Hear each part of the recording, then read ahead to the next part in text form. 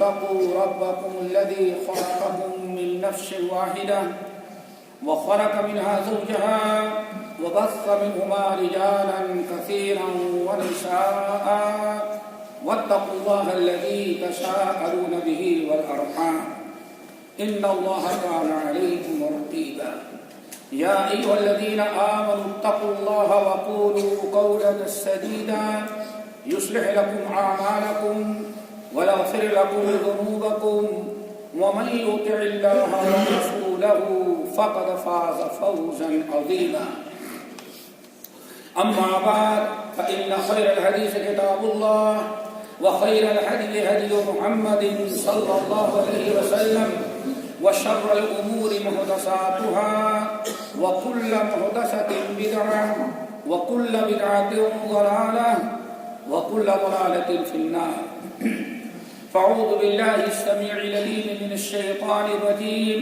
بسم الله الرحمن الرحيم يا أيها الناس اتقوا ربكم الذي خلقكم من نفس واحدة وخلق منها زوجها وبث منهما رجالا كثيرا ونساء واتقوا الله الذي تساءلون به والأرحام إن الله كان عليكم رقيبا محترم سامعین، بزرگان دین، نوجوان ساتھیوں، دینی ماں اور بہنوں، یہ سورۃ النساء کی ایک آیت، پہلی آیت تلاوت کی ہے میں نے، جو عام طور پر خطبے میں تلاوت کی جاتی ہے۔ یہی آج خطبے کا موضوع ہے۔ خطبے کا موضوع اصل میں ہے التواصل الاسری۔ اسرہ کہتے ہیں خاندان، یعنی ہماری فیملی، ہمارے خاندان، ہمارے قوم، ہمارے رشتہ دار، ہم آپس میں ایک دوسرے سے متواصل جڑے ہوئے کیسے رہیں، کیسے الفت محبت کا ماحول ہو، کس طرح سے مل کر کے اتفاق، اتحاد اور محبت اور مودت کے ساتھ ہماری زندگی گزرے، ہر ایک دوسرے کا خیال رکھیں، ہر ایک دوسرے کی مشکل میں کام آئیں۔ اسلام میں یہ بڑا ایک بہترین عمل ہے اور سب سے بہترین نظام انسان نے اسرہ کا قرار دیا ہے۔ اتنا بہترین نظام دنیا کے کسی اور مذہب میں آپ نہیں پائیں گے۔ اسی کے متعلق نبی علیہ السلام یہ سورۃ النساء کی آیت برابر پڑھا کرتے تھے، احساس دلانے کے لیے یا ایھا الناس اتقوا ربکم الذی خلقکم من نفس واحدہ وخلق منها زوجها وبث منهما رجالا کثیرا ونساء۔ اے لوگو، اپنے رب سے ڈرو، الذی خلقکم من نفس واحدہ، جس نے سب کو ایک نفس، ایک جان سے پیدا کیا، یعنی آدم۔ وخلق منها زوجها، پھر اسی ایک نفس آدم سے اس کی بیوی حوا کو اللہ نے پیدا کیا، ایک جوڑا۔ یہاں سے دنیا کی انسانی زندگی شروع ہوتی ہے، آدم اور حوا میاں بیوی، نہ کوئی اولاد، نہ کوئی چچا، نہ کوئی چچی، نہ کوئی انکل، نہ کوئی انٹی، کچھ بھی نہیں، سارا معاملہ صرف ایک۔ وَخَلَقَ مِنْهَا زَوْجَهَا، اور ہم نے آدم ایک نفس سے ان کی بیوی کو پیدا کیا، پھر اس ایک جوڑے میاں بیوی سے وَبَثَّ مِنْهُمَا رِجَالًا كَثِيرًا وَنِسَاءً، پوری دنیا کو انسانوں سے بھر دیا اللہ نے، اور سب کی نسل، سب کے باپ آدم اور سب کی ماں جو ہے حوا۔ کلکم بنی آدم و آدم من تراب۔ اللہ رب العالمین نے اپنے اس فرمان میں احساس دلایا کہ دنیا کے سارے انسان، عرب، عجم، کالے، گورے، سفید، سرخ، جتنے ہیں سب کی اصل ایک ماں اور ایک باپ سے ہے، ہر ایک آپس میں بھائی بھائی کی طرح پیدا کیے گئے ہیں۔ رب العالمین نے فرمایا وَاتَّقُوا اللَّهَ الَّذِي تَسَاءَلُونَ بِهِ وَالْأَرْحَامَ، پھر دنیا کو بڑھانے کے لیے آدم اور حوا سے جو نسل پیدا ہوئی، ان میں اللہ تعالیٰ نے رشتے ناطے کا سلسلہ شروع کیا۔ سب سے پہلا رشتہ بھائی بہن کا، پھر اس کے بعد سسرالی رشتہ شروع ہو گیا، مصاہرت جو کہا جاتا ہے۔ اب ایک لڑکے کی شادی دوسرے لڑکے کے ساتھ، اور اس طرح سے یہ نسل بڑھتی رہی۔ تو مین چیز ہے اللہ رب العالمین فرمانا وَاتَّقُوا اللَّهَ الَّذِي تَسَاءَلُونَ بِهِ، رب سے ڈرو جس سے مانگتے ہو، وَالْأَرْحَامَ، اور رشتے ناتے جو آپس میں بنے ہوئے ہیں ان کے قطع کرنے، ان میں بگاڑ پیدا کرنے سے بھی تم ڈرتے رہو۔ رب العالمین نے چونکہ پوری کائنات کا نظام، ایک گھر کی آبادی، ایک خاندان کا وجود زوجین میاں بیوی سے ہوتا ہے، اس لیے میاں بیوی کا تذکرہ رب العالمین نے قرآن پاک سورۃ النحل کے اندر بڑے عجیب انداز سے کیا فرمایا، واللہ جعل لکم من انفسکم ازواجا وجعل من ازواجکم بنین وحفظا۔ اے لوگوں، اللہ رب العالمین نے انسانوں اور خاص طور سے ایمان والوں، اللہ فرماتے ہیں واللہ جعل لکم من انفسکم، اللہ رب العالمین تم نے سے ہر انسان کے لیے جوڑا جو بنایا اسی کے جنس سے، عورت کا جوڑا مرد، مرد کا جوڑا اللہ تعالیٰ نے، اور وَخَلَقْنَاكُمْ أَزْوَاجًا، ہم نے تمہیں پیدا کیا جوڑے جوڑے۔ یہ اللہ رب العالمین نے میاں بیوی کا رشتہ قائم کیا۔ پھر اس کے بعد فرمایا وَجَعَلَ لَكُم مِّنْ أَزْوَاجِكُمْ بَنِينَ وَحَفَدًا، پھر اسی جوڑے سے میاں بیوی سے اللہ نے اولاد بنایا اور پوتے پوتیاں، نواسے اور نواسیاں۔ وَجَعَلَ مِنْ أَزْوَاجِكُمْ بَنِينَ وَحَفَدًا، پھر تمہاری نسل شروع ہوئی، ایک ہے نانا، ایک مرد ہے، گھر میں نگاہ ڈالے تو اس کا بیٹا ہے، اس کے پوتے ہیں، پوتے کے بیٹے ہیں، اور دوسری طرف نگاہ ڈالے اپنی بیٹی جہاں بیاہ کر کے دیا ہے، بیٹی ہے، پھر بیٹے کی اولاد، پھر اس کی اولاد، ایک انسان تین تین چار چار نسل اپنے گھر میں بیٹھے اپنی آنکھوں سے دیکھ لیتا ہے۔ وَجَعَلَ لَكُم مِّنْ أَزْوَاجِكُمْ بَنِينَ وَحَفَدًا وَرَزَقَكُم مِّنَ الطَّيِّبَاتِ، اللہ تعالیٰ نے تمہارے لیے رزق حلال کا انتظام کیا۔ اور اس سے بھی جامع معنی ایک اور آیت سورۃ النحل کی، سورۃ روم کی ہے۔ رب العالمین نے ارشاد فرمایا وَمِنْ آيَاتِهِ أَنْ خَلَقَ لَكُم مِّنْ أَنفُسِكُمْ أَزْوَاجًا لِتَسْكُنُوا إِلَيْهَا وَجَعَلَ بَيْنَكُم مَّوَدَّةً وَرَحْمَةً۔ اے لوگوں ذرا غور کرو، اللہ رب العالمین کی کتنی بڑی قدرت، کیسی عظیم الشان نشانی۔ وَمِنْ آيَاتِهِ أَنْ خَلَقَ لَكُم مِّنْ أَنفُسِكُمْ أَزْوَاجًا، تمہارے ہی نفس سے، تمہارے ہی جنس سے اللہ نے تمہارے لیے ایک جوڑا پیدا کیا جس کو تم بیوی یا شوہر کہا کرتے ہو۔ آگے لِتَسْكُنُوا إِلَيْهَا، یہ جوڑا ہم نے کیوں بنایا؟ مرد کے لیے عورت، عورت کے لیے شوہر، ہم نے کیوں بنایا؟ لِتَسْكُنُوا إِلَيْهَا، تاکہ خوب سکون کی، راحت کی، آرام کی، عیش کی زندگی گزارو تم۔ پھر وَجَعَلَ بَيْنَكُم مَّوَدَّةً وَرَحْمَةً، پھر رب کا کرم ذرا دیکھو، نکاح پڑھتے ہی میاں اور بیوی، ایک ایران کا دوسرا توران کا، ایک عرب کا دوسرا عجم کا، ایک مشرق کا دوسرا مغرب کا، کتنے بھی دور کے ہو، لیکن نکاح پڑھتے ہی اللہ رب العالمین اپنے فضل و کرم سے وَجَعَلَ بَيْنَكُم مَّوَدَّةً وَرَحْمَةً، اللہ نے دونوں میں الفت محبت ایسی پیدا کر دیا کہ اللہ رسول ارشاد فرماتے ہیں لَمْ تَرَىٰ لِلْمُتَحَابَّيْنِ مِثْلَ النِّكَاحِ، نکاح پڑھتے ہی اللہ میاں بیوی کے درمیان جو الفت و محبت پیدا کر دیتا ہے، اللہ سے فرماتے پوری کائنات اس سے مضبوط اور پائیدار محبت کبھی نہیں پا سکتی۔ یا اللہ رب العالمین وَمِنْ آيَاتِهِ أَنْ خَلَقَ لَكُم مِّنْ أَنفُسِكُمْ أَزْوَاجًا وَجَعَلَ لَكُم مِّنْ أَزْوَاجِكُمْ بَنِينَ وَجَعَلَ لِتَسْكُنُوا إِلَيْهَا وَجَعَلَ بَيْنَكُم مَّوَدَّةً وَرَحْمَةً، ایک تو مودہ رحمت، مہربانی کرنا، اور دوسرے شفقت اور محبت۔ اللہ تعالیٰ سے دعا کرو یہ ساری خصوصیات جو بیان کی گئی ہیں ہمیں ان سے سرفراز کرے اور مالا مال کر دے۔ اب یہاں سے انسان کا خاندان، اسرہ شروع ہوتا ہے، فیملی ہماری شروع ہوتی ہے۔ اس لیے سب سے پہلے بہت ہی ضروری ہے کہ میاں بیوی دونوں کا ہم مزاج ہو، اتفاق ہو، ایک دوسرے سے مل کر کے الفت محبت کے ساتھ زندگی گزارنا ہو۔ کیوں؟ آج کا یہ جوڑا کل پوری فیملی کا مالک بننے والا ہے۔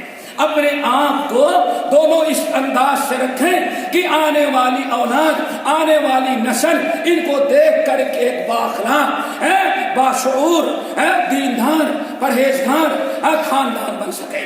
اسی لیے نبی علیہ الصلوۃ والسلام نے صحیح بخاری کی روایت حضرت عبداللہ بن عباس رضی اللہ تعالیٰ عنہ کہتے ہیں، اور آپ لوگوں نے سنا ہوگا کہ اللہ کے رسول نے ارشاد فرمایا خیارکم خیارکم لأہلہ وانا خیرکم لأہلی، اے لوگوں تم میں سب سے اچھا انسان وہ ہے جو اپنے جوڑے اپنے گھر والوں کے لیے اچھا ہو، اور میں تم میں سب سے زیادہ اپنے گھر والوں کے لیے اچھا ہوں۔ اللہ تعالیٰ ہم سب کو نبی علیہ السلام نے معیار قائم کیا، دنیا کا سب سے اچھا انسان وہ ہے جو اپنے اہل و عیال کے ساتھ اچھا ہو، اور سب سے بدترین انسان وہ ہوتا ہے جو اپنے گھر والوں کے لیے اچھا نہ ہو، اپنے گھر والوں کے لیے برا ہو۔ اللہ کے رسول نے ایک معیار قائم کر دیا میرے بھائیوں۔ اللہ تعالیٰ نے نبی علیہ السلام کو جو بہترین اسرہ، بہترین عائلہ، بہترین فیملی اور بہترین خاندان اور قوم اور قبیلہ منظم اور منسق کرنے کے لیے بھیجا تھا۔ آپ آئیں ذرا دیکھیں آپ کی گھریلو زندگی کیسے شروع ہوتی ہے۔ عبداللہ بن عباس رضی اللہ تعالیٰ عنہ حدیث کے راوی ہیں، کہتے ہیں نبی علیہ السلام کا بڑا عجیب و غریب معاملہ تھا۔ آپ کے ایک گھر نہیں، تقریباً 9 گھر تھے، 9 بیویاں بیک وقت آپ کے پاس ہیں، لیکن نماز عشاء پڑھاتی۔ اِنَّ لَكَ فِي النَّهَارِ سَبْحًا طَوِيلًا، اے نبی دن میں تو آپ کو بڑی مشغولیت ہے، باہر سے وفود آ رہے ہیں، مہمان آ رہے ہیں، سب کے مسائل حل کرنا ہے، سب کو اسلام کی دعوت دینا ہے، دن میں تو آپ بہت ہی زیادہ مشغول ہیں۔ رات نبی علیہ السلام اپنے اہل و عیال اور اپنی بیویوں کے لیے رکھتے تھے۔ چنانچہ حضرت عبداللہ بن عباس رضی اللہ تعالیٰ عنہ فرماتے ہیں کان النبی صلی اللہ علیہ وسلم اذا صلی العشاء، نبی علیہ السلام نماز عشاء پڑھ کر کے فارغ ہوتے تو ہمارے اور آپ کی طرح دوستوں کے ساتھ گھومنے کے لیے نہیں جاتے تھے، پارک اور کلبوں کو دوستوں کا گھر آباد نہیں کرتے تھے، دوستی نبھانے کے لیے آپ ٹائم نہیں پاس کرتے تھے گھر کے باہر۔ دخل علی اہلہ، آپ کے 9 گھر تھے، آپ نبی علیہ السلام ایک بیوی کے ہاں گئے، اللہ اکبر، تھوڑی دیر اس کے ساتھ بیٹھے، دن بھر کی رپورٹ لی، آنے والے دن کا پروگرام، کون آیا تھا، کون گیا تھا، کیا ضرورت ہے، کیا مشکلات ہیں، ذمہ داری ہے۔ نبی علیہ السلام پہلے ایک بیوی کے گھر گئے، تھوڑی دیر الفت محبت کا ماحول قائم کیا، حالات پوچھے، خیریت پوچھے اور کچھ مشکلات اور ضرورتیں پوچھی، پھر اس کے بعد دوسرے گھر میں گئے، پھر اس کے بعد تیسرے گھر میں، آخر میں نبی علیہ السلام اس بیوی کے گھر میں جاتے ہیں جہاں رات آپ کو گزارنا رہتا، جہاں کی بارش تھی۔ نبی علیہ السلام اپنی ازواج مطہرات، اپنی بیویوں کے پاس بیٹھ کر کے صرف اس لیے بہت دیر تک ٹائم صرف کرتے اور بیٹھے رہتے تاکہ اپنی زندگی کا آنے والا دن اور گزرا ہوا دن، آگے ہمیں کیا کرنا ہے اور کیا مشکلات، کیا پریشانیاں ہیں، ان تمام چیزوں پر گفتگو کرنے کے لیے بیٹھتے، اور اس کا اتنا اہتمام کرتے کہ صحیح بخاری کی روایت کہتے ہیں ام المومنین صفیہ رضی اللہ تعالیٰ عنہ کہتی ہیں نبی علیہ السلام اعتکاف میں تھے، رات کا وقت تھا، سناٹا چھایا ہوا تھا، تاریکی رات تھی، میں نبی علیہ السلام کے پاس گئی تاکہ جا کے کچھ باتیں پوچھیں، خیریت پوچھیں، کچھ معاملات کے بارے میں تبادلے خیال کریں۔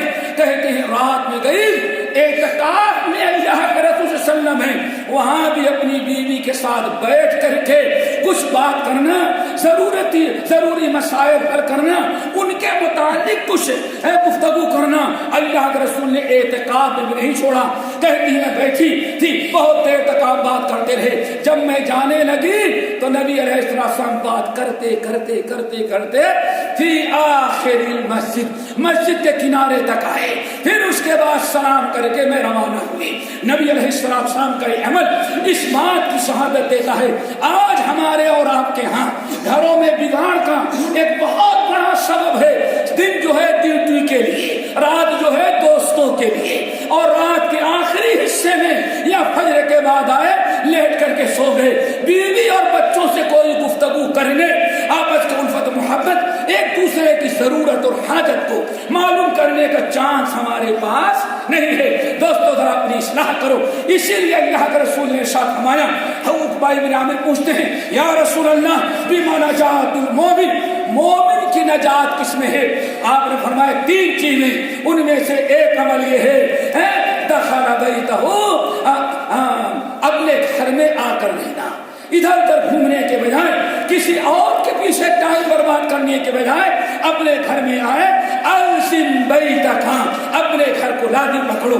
इसीलिए नबी अलैहिस्सलाम ने साथ में सलासतुन कुल्लुहुम ज़ामिनुन अल्लाह अज़्ज़ व जल्ल, 3 के महबूब बंदे हैं जिनके जान की, जिनके माल की, जिनकी इज्जत की गारंटी अल्लाह ने अपने जिम्मे ले रखा है। उन तीनों में से कौन है? रजुलुन दखल बैतहू बिसलाम, वह मर्द मोमिन जो अपने घर में आया, सलाम करके अपने बाल बच्चों में बैठ जाता है। अल्लाह ताला से दुआ करो हम सबको इसकी तौफीक नसीब फरमाए। नबी अलैहिस्सलाम के बड़ा अच्छा तरीका था। और फिर कुल्लुकुम राइन व कुल्लुकुम मसऊलुन अन रइयतिही फलमरअतु राइयतुन अला अहली बैति ज़ौजिहा वर्रजुलु राइन अला अहलिही, शौहर अपने घर का जिम्मेदार, बीवी अपने घर की जिम्मेदार। कुल्लुकुम, अल्लाह ने फरमाया मसऊलुन अन रइयतिही, हर एक को उसके जिम्मेदारी के मुताबिक पूछा जाएगा।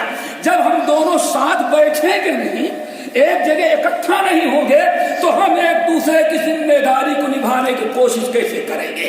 इसीलिए आज औरत को शिकायत, पूरे घर की जिम्मेदारी मेरे ऊपर, शौहर तो कभी पूछता ही नहीं। और शौहर की शिकायत, मैं जब जाता हूँ बीवी सोई हुई है, हमेशा हमारी कोई खिदमत इज्जत घर में है ही नहीं। सारा बिगाड़ इसी एक चीज के छोड़ देने पर है। अल्लाह ताला इसको कोताही से दूर रखे।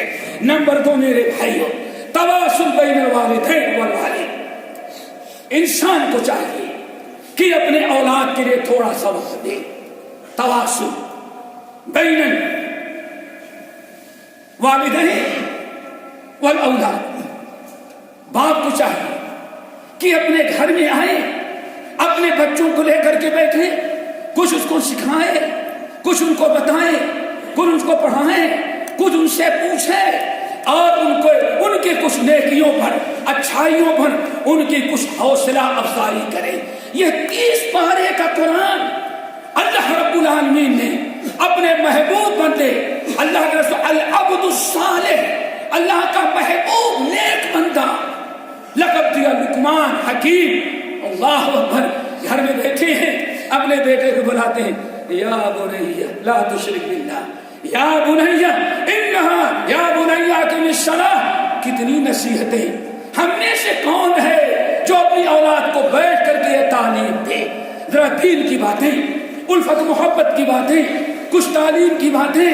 नबी अलैहिस्सलाम ने साथ फरमाते हैं, ऐ लोगों, तिर्मिज़ी की, अहमद की, हाकिम की, तबरानी की रवायत, तअल्लमू औलादकुम मिन अंसाबिकुम कई तसिलूना अरहामिही अरहामकुम। ऐ लोगों, अपनी औलाद के साथ बैठो, अपने रिश्तेदारों का तज़किरा करो। वो खानदान तुम्हारा है, उसका दादा मेरे दादा भाई थे, वो फला उसका चचा और मेरे चचा भाई थे। सिरे रहमी की दावत दो। और कब होगा? जबकि औलाद के सामने अपने रिश्तेदारों की तारीफ की जाए, रिश्तेदारों का तज़किरा किया जाए। ये हमारा खून है, ये हमारा चचा दाद भाई है, ये हमारा दादा दाद भाई है। जब इस तरह से हमारा माहौल होगा, औलाद के साथ बैठ करके दीन की बातें कहने, समझाने, नेकियों पर हौसला अफजाई करने और कोताहियों पर ऐसे तंबीह करने का, तो इंशाअल्लाह हमारा घर बड़े उल्फत मोहब्बत का होगा। जिंदगी भर बच्चा जब कोई काम किया, लोगों ने तारीफ कर, क्या जवाब देगा? ये मेरे वालिद इसकी बड़ी तारीफ करते थे। सुना होगा, एक इंसान अगर बाजामात नमाज पढ़ता है, कभी जमात नहीं छूटती, उससे पूछे माशाअल्लाह बड़े नेक आदमी, कभी क्या बताएं, मेरे वालिदैन मुझे बड़ी तंबीह करते थे। जब भी कोई नेक काम करेगा तो तज़किरा तुम्हारा बेटा, तुम्हारी बेटी अपनी औलाद, अपनी नहीं बल्कि अपने माँ बाप की तारीफ करेगा। ये सब मेहरबानी मेरे वालिद की है। लेकिन कहीं ऐसा ना हो आप ये चढ़ाते हैं, पार्कों में क्लबों में घूमते हैं, बच्चा बेनमाजी हुआ और पकड़ा गया है, चोरी किया, डंडे मारे गए, क्या बताएं मेरे माँ बाप ने कभी मुझे सही तालीम दी ही नहीं। इसलिए औलाद और वालिदैन के दरमियान آپس میں اٹھنا بیٹھنا ضرور ہونا چاہیے. اسی طرح سے میرے بھائی نمبر 3 زوجین. شادی کے بعد بھی ماں باپ کو چاہیے کہ اولاد کی فکر کریں. صحیح بخاری کی روایت حضرت فاطمہ الزہرا رضی اللہ تعالیٰ کی شادی ہوئی, حضرت علی کے ہاں چلی گئی. نبی علیہ السلام صحیح بخاری کی روایت 6 مہینہ مسلسل فجر کے وقت اللہ کے رسول جا کر کے حضرت علی اور فاطمہ کو نماز کے لیے جگایا. اور صحیح بخاری کی دوسری رقم ہے نبی علیہ السلام آدھی رات جا رہے ہیں, بیٹی اور داماد کے پاس دروازہ کھٹکھٹایا, حضرت علی دوڑے, فاطمہ دوڑی. کیا ہوا؟ اللہ سبحانہ سو رہے تھے, تہجد کی نماز تم دونوں نہیں پڑھ رہے. اللہ اکبر. تو ایسا نہیں کہ شادی کی فرصت مل گئی. اسی طرح سے اولاد کو بھی چاہیے کہ شادی کے بعد بھی ماں باپ کے پاس آنا جانا, ان کے دکھ درد میں کام آنا, تاکہ تواصل باقی رہے. اللہ تعالی ہم سب کو عمل کی توفیق نصیب فرمائے. اقول قولی ھذا واستغفر اللہ من کل ذنب واتوب الیہ.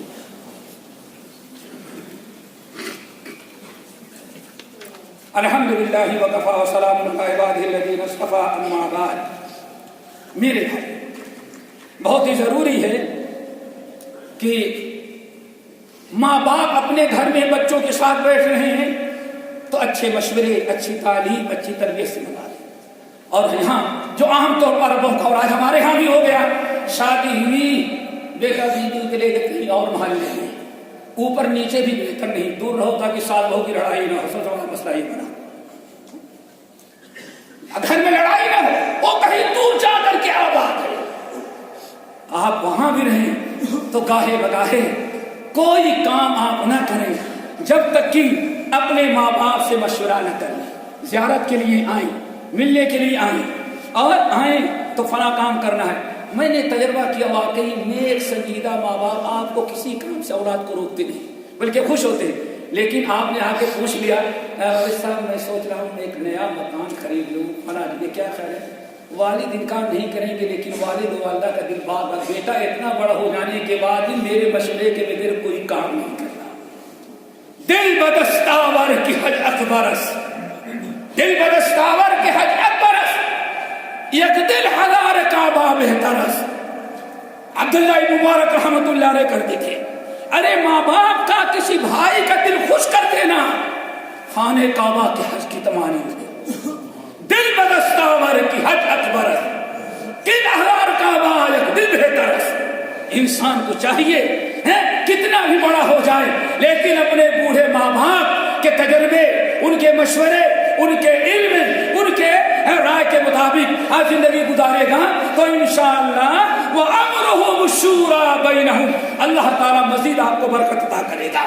اسی طرح سے میرے بھائیوں بہت ہی ضروری ہے بھائی اور بہنوں کے درمیان. نبی علیہ السلام نے ارشاد فرمایا بڑا بھائی والد کے قائم مقام ہے.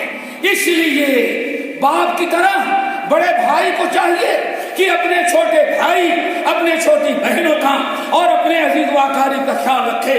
جیسے باپ کا تھا ویسے بڑا بھائی اللہ تعالیٰ کے ہاں ذمہ دار.